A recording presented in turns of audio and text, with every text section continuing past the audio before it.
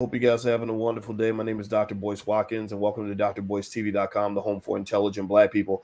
And a lot of you in here have expressed concern, shall we say, with some of the Black folks in Congress, some of the people that are elected officials who have engaged in what Dr. Claude Anderson refers to as benign neglect, who haven't really followed through for the community in the way that they should. Well, Maurice Duncan introduced me to a brother that I'm bringing in today by the name of Marcel Dixon. And Marcel is challenging a guy out of South Carolina named Jim Clyburn for the 6th congressional district, and he wants to be that serious challenger that has not been present. He wants to put Clyburn on his heels and maybe push him out of office. And so, without further ado, I'd like to welcome Mr. Dixon. How you doing today, brother? I'm doing good. How are you? Doing really well, really well. And I want to ask everybody in the chat as we get started. First of all, as you hit the thumbs up button and all that stuff, I want to ask you, how many of you know who Jim Clyburn is? That's the first question. And what I'm going to do is put Clyburn's face on the screen for those who maybe aren't familiar, who don't pay much attention to ineffective politicians. And there I'm revealing my bias right there because I don't think this guy has been all that beneficial. So give me a yes. Let me know if you know who Jim Clyburn is, and also it's your right to believe what you believe. So there's his picture on the screen. Let me know also if you feel that he's done a good job for Black folks. Has he really represented our community in an effective way, or do you think he needs to be booted? Type the word booted if you think he needs to be booted. Type the word effective if you think he's effective. All right, so I'm going to pass the mic to Mr. Dixon. Mr. Dixon is challenging Clyburn for his seat, and so Marcel, first of all, I want to ask you, man, what led you to make this move? Well, I've been a teacher for 17 years. I was born in Savannah, Georgia, but my family lineage is Gullah Geechee, which I proudly represent here. It's a Creole culture of the Sea Islands in the coastal plains, northern Florida, and a little bit of North Carolina, but mainly South Carolina and Georgia. And growing up, I saw a lot of heartbreaking poverty. And as a teacher for nearly 17 years, I've seen students, some who did all the things that we are supposed to do. They refrained from having children young. They went to college. They had earned scholarships. They got the nice jobs. And yet I would still see them languishing in poverty. And those are my students who followed all the rules. But a lot of my other students ended up sometimes dead or incarcerated, all the same. Meanwhile, I was seeing my students who were in the country illegally being able to progress to middle class status or more. But my students who are going further and further into poverty, even when they did all the things that we are told we're supposed to do, work hard, stay out of trouble, things that Black Americans have been doing for centuries, the trouble's been brought upon us. I will see even my Black American students fall further into poverty. The same way their parents were in poverty, their grandparents, their great-grandparents. And yet what I was not hearing was any of these politicians standing up for us. So I did some research on my area, the southern part of South Carolina, where I've lived my entire life. My family has been since the mid-1700s. And I found out that having Congressman Clyburn as our representative for the past 30 years, and yet my district, where I currently live, is the 6th poorest district in the United States of America out of 435 districts. And I said, as a teacher, I get kids who come to me I'm in 5th grade. They come to me on a 1st grade level. I only have 6 to 8 months to get them on a 5th grade level and then above so they can pass the test at the end of the year.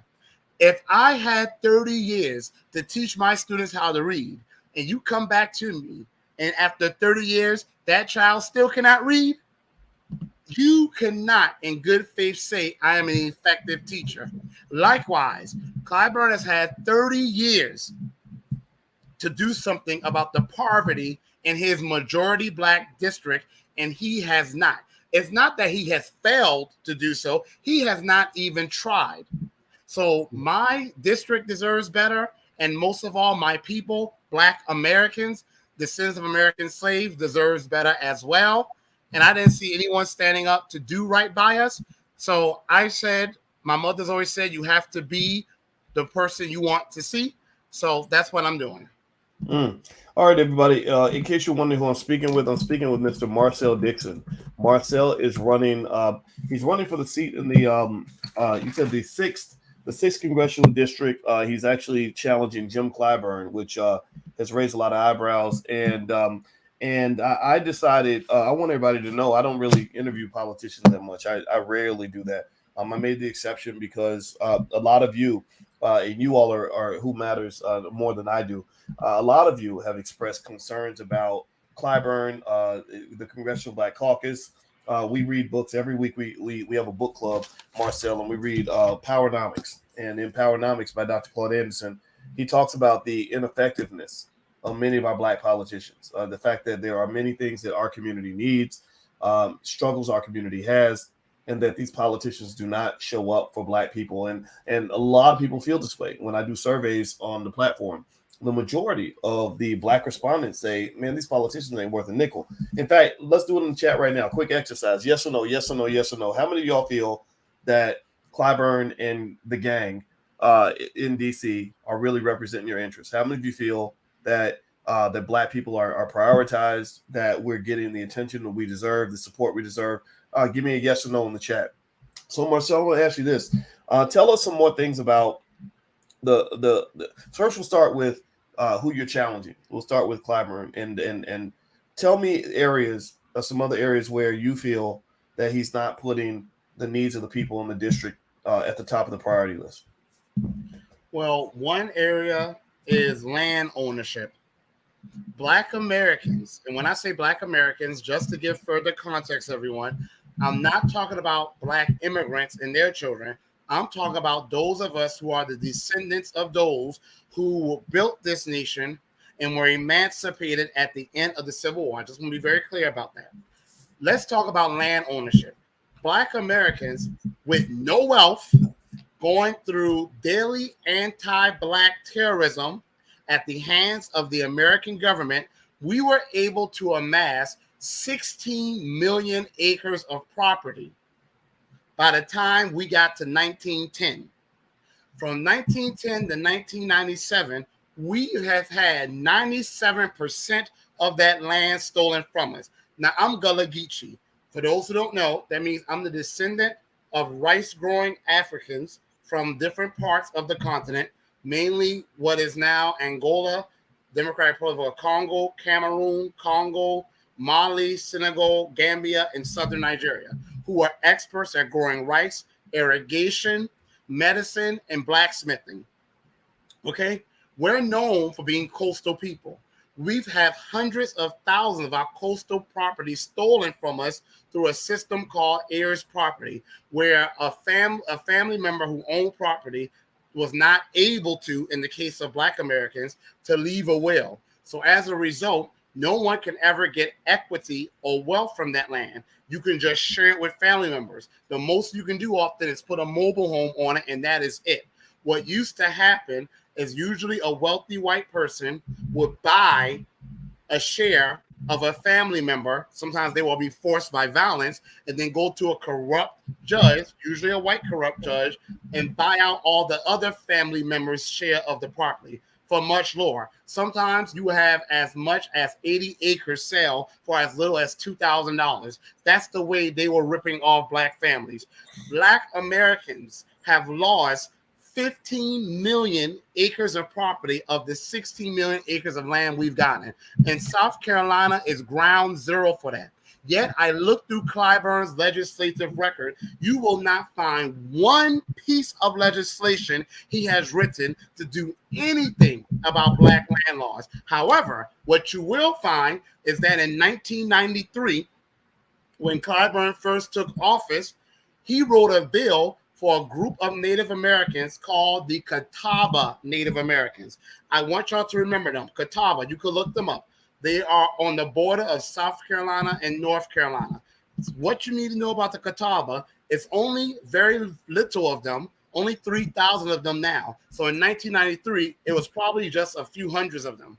They were former enslavers. They were known for being brutal enslavers. They were known for being brutal slave hunters. Yet the first thing Clyburn did when he got in office was write a bill to give those group of enslavers protection, special recognition, privileges, and justice, in his own words. That's from the bill. Then in November 2021, Clyburn wrote a bill to give compensation for land. He finally did it. But it wasn't for Black Americans. It wasn't for the Gullah Geechee. He did it to the Catawba Native Americans again. I don't know what he has for these people, but he wrote a bill to get them 20 acres of land so they can build a multi-million-dollar casino from which they will get billions of dollars, if not trillions, and they'll be able to bank all of that money in their pockets. Meanwhile, Gullah Geechee people are still losing land till this day. I know a family, because I have heirs property, and one family that was next to some heirs property that my family owned, they lost their property to a tax default sale. And guess who bought it? Illegal immigrants who are now building 2-story homes on what property that this family owned since the 1800s. So the first thing is land ownership. The second thing is education. South Carolina is the 7th ranked state, well, the 43rd state in education. So that means we're the 7th worst state for education. The school district where I attended, Jasper County, shout out to any of my people in the comments there who know Jasper County, South Carolina, Ridgeland, Hardyville, Yamasee, Levy. Jasper County School District is the lowest performing school district in the state of South Carolina, meaning it is probably the lowest performing district, one of the lowest performing districts in the United States of America. Unfortunately, we are not unique. Clyburn's district has the majority of a part of South Carolina known as the Corridor of Shame. It refers to a group of majority Black rural counties that are right off of 95, where the buildings are decrepit, the poverty is out of this world, and the average Black child in those schools, 80% of Black boys or more cannot read or do math on grade level. Now, we know it's not because our kids are any less intelligent than any other kid. We know there are other issues. But the fact of the matter is, as it stands now, over 80% of Black boys cannot read or do math on grade level. For girls, it's around 70%. So not as high, but still high. This has been going on since the 1970s. Clyburn's been in office for 30 years. Yet, I want someone to find one piece of legislation he's written to do something about the educational inequities that mainly Black American students face and majority Black schools face. I want someone to find me one piece of legislation he has written about that. You will not find it. The other area is basic clean drinking water. North Charleston has the most toxic water in the United States of America. Another town, Denmark, South Carolina, in Bamberg County, next door to Barnwell County, James Brown, the musician. Denmark, South Carolina, has not had clean water for over 10 years. I want someone to find me one piece of legislation that Congressman Clyburn has written about environmental anti-Blackness. And last but not least, Dr. Boyce Watkins, this is the most important part here. He has not stood up for Black Americans who are descendants of American slaves. And here's what I mean by that. Native Americans have gotten reparations. The Cherokee, the Apache, you name it. Several different groups of Native Americans, the Catawba Native Americans, for whom Clyburn sponsored the bill, have all gotten reparations for the things that have been done wrong to them by the American government. Okay? Japanese Americans who were put into internment camps, they got reparations. And they were only in those internment camps for a few years. We as Black Americans went through brutal chattel slavery for 260 years. We then went through redlining and Jim Crow. We were excluded from the Homestead Act that gave hundreds of millions of acres to white Americans. And from where does most wealth come today? It comes from assets like land ownership. We were violently and unfairly excluded from that. Then the GI Bill that gave over 14 million former white veterans money to go to college, to buy homes, to open businesses, for healthcare, for retirement. They were able to pass down trillions of dollars of wealth to their children, and they are still doing so this day. My great-grandfather, who was a World War II vet all the same, he was unjustifiably excluded from that. I want someone to show me where Congressman Clyburn has written a bill for Black Americans to get reparations and to get restitution for the things from which we have been deprived of, like has been done for the Native Americans, and the Catawba Native Americans are one of them. And I know people are probably in the chat room saying, well, that can't happen. Oh, it can happen because it's happening right now as we speak. Look at what's going on with Ukraine. Ukraine is not a member of NATO. NATO means the North Atlantic Treaty Organization, a group of countries working together, and they say if you attack one of us, you attack all of us. Ukraine had a chance to join NATO. They said no. Yet, it hasn't even been a month yet, and this country has spent not billions, but trillions of dollars for Ukrainians. They've done it in the form of military equipment. They've done it in the form of direct aid. White Europeans who are not Americans, and some of them are full-fledged Nazis. Not only that, they had to bring over 100,000 Ukrainians to the United States of America. Not just that, they want to give them housing, they want to give them food, they want to give them education, they want to give them health care. While they do that, Black Americans are 15 to 20% of the population, but over 55% of those who are homeless, and Black women who are celebrating Ketanji Jackson Brown, meanwhile, have the highest eviction rate of any other group. And North Charleston, my district as well, has the highest eviction rate in the country. So those are the areas, just to name, where Congressman Clyburn has not failed. I don't want to say he's failed, because failed would imply that he's actually tried. He has done nothing to stand up for his district, nor for Black Americans, who are the majority in his district. All right. Everybody, I was speaking with Marcel Dixon. Marcel was introduced to me by Maurice Duncan, and Marcel's running for Congress, and he wants to challenge Jim Clyburn.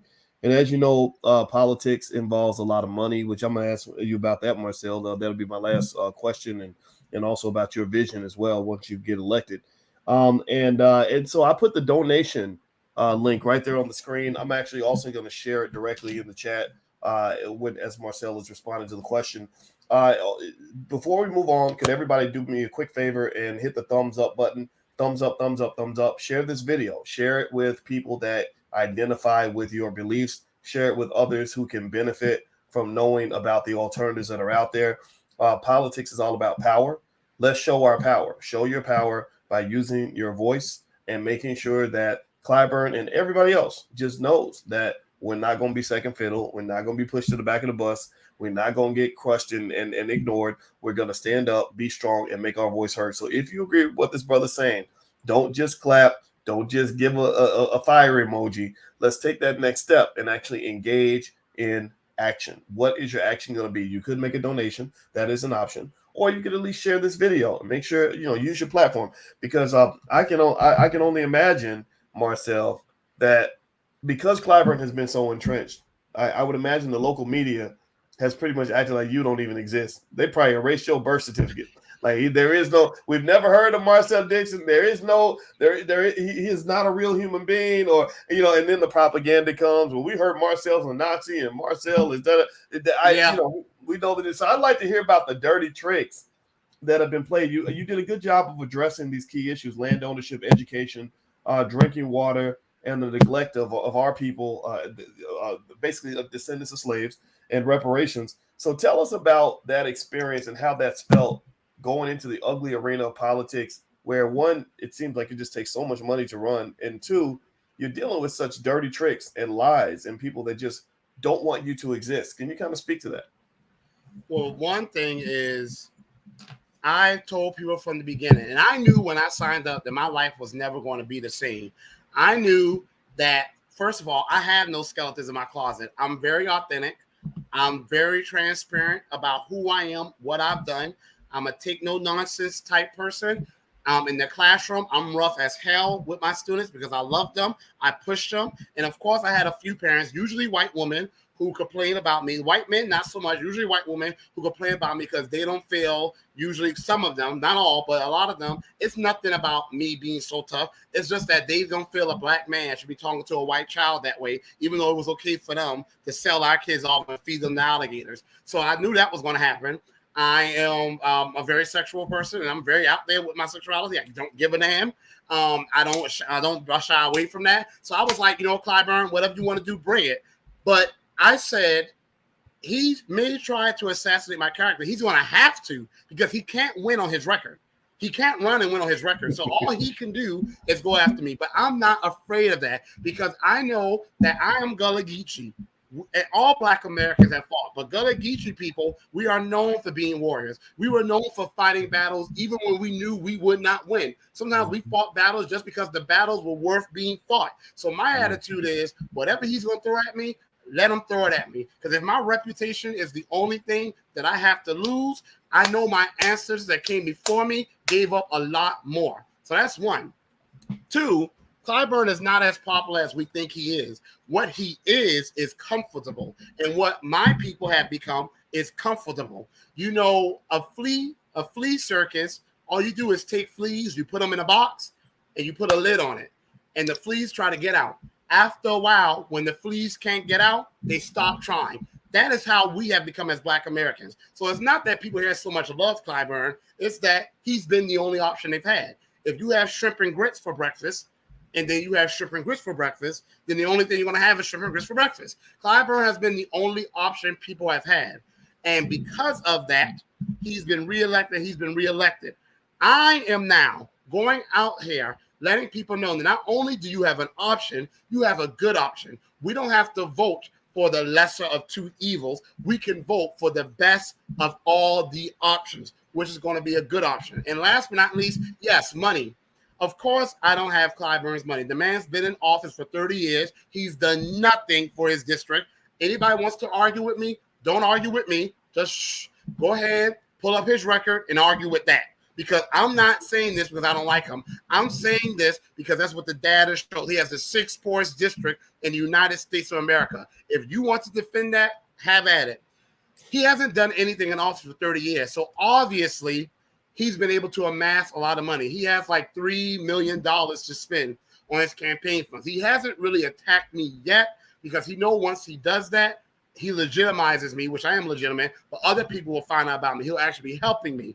But the media is in his pocket. I found out that a lot of politicians, they put interns in a lot of these media stations. So a lot of times they have people in these media houses that pretty much control what people hear and what people don't hear. I'm pretty sure he has that as well. Now, it's starting to change, though. It's starting to change. My name is starting to slip out here. My name is starting to slip out there. And more people are starting to recognize me. But you know what, Dr. Boyce Watkins, the good news is I have the new Black media. And that's pretty much where most of my exposure has come. Most of my following has come. It's been the new Black media. So I'm doing what we have always done. We've always had to make a way out of no way. And that's exactly what I'm doing. And the new Black media has caused me to go from a candidate who in December 2021, I barely had $6,000 to now on my way to $100,000. I don't need to get to where Clyburn is because I don't have his money, but I also don't have his awful record. So there you go. It's a good trade-off. How old are you? I'm 37. 37. Okay. Well, you got the energy of a 25-year-old. So that's so if you had said 25, I would have believed you there too. Well, you know what, everybody? This is Marcel Dixon, and this is the URL to make the donation. I also put the URL in the chat. I'm going to drop it in the chat right now. I don't know about y'all, but give me a yes or no. How do you feel? Do you like the brother? Would you vote for Marcel if you could vote in that district? And you probably know people who are down in South Carolina. You know, shout out to the Gullah Geechee people as well as all the other residents of that state. There's a unique history there. What he's talking about in terms of land ownership, land theft, all these things. When I heard about how much land was taken from our people just in that state alone, I was offended. I was absolutely offended. You know, and this is one of those great atrocities that I believe will eventually be addressed, but it's going to be addressed when we force them to address it. You know, if we don't force them to address it, they will not address it. Well, I want to say that I like what you're doing, man, and I wouldn't have had you on here if I didn't feel that way. And it's Marcel with one L, right? Yes, Marcel. just one L. Okay, I double checked that just to make sure. I saw it was spelled with two L's in the chat by somebody, so I want to make sure Karen. It's one L and not two. I just want to make sure everybody spells his name right. This brother's earned the right for us to say his name, so I hope that we'll say it. I hope that everybody in the chat give me a verbal confirmation. Yes, if you can support him in some way. Can you either directly support with a small donation to his campaign, or a large one if you got it like that, or share this video? You know, just hit the link. All you got to do is hit the share button, put it on your social media, let other people know that he's out here. Give me a yes if you can do that, because it's important that we are conscious about that, because you know we don't have the NBCs and the CNNs and all that, and I don't get involved with the politics and stuff. He's braver than me because I ain't never running for nobody's office, but you know I have seen the propaganda up close. Y'all saw what they did with Ice Cube. When Ice Cube was talking about reparations, the propaganda went to the nth degree. They even smeared him on SNL by pretending like he had a Trump hat on or something like that, a MAGA hat. And Ice Cube never wore a MAGA hat. They photoshopped a MAGA hat on his head. So y'all have seen the propaganda. You've seen the lies. You've seen.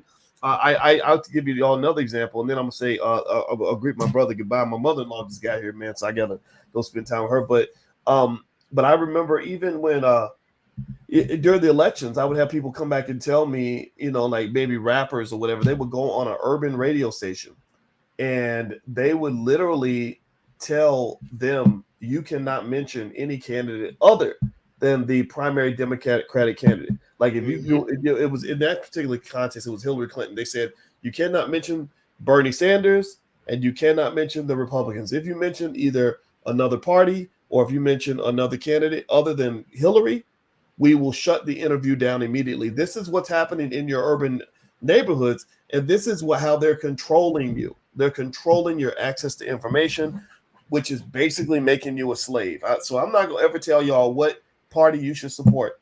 I'm just going to tell you that your choice needs to be your damn choice. Stop letting these people make choices for you. And as far as I'm concerned, I invited this brother in here, and I don't even interview. Y'all been watching for years.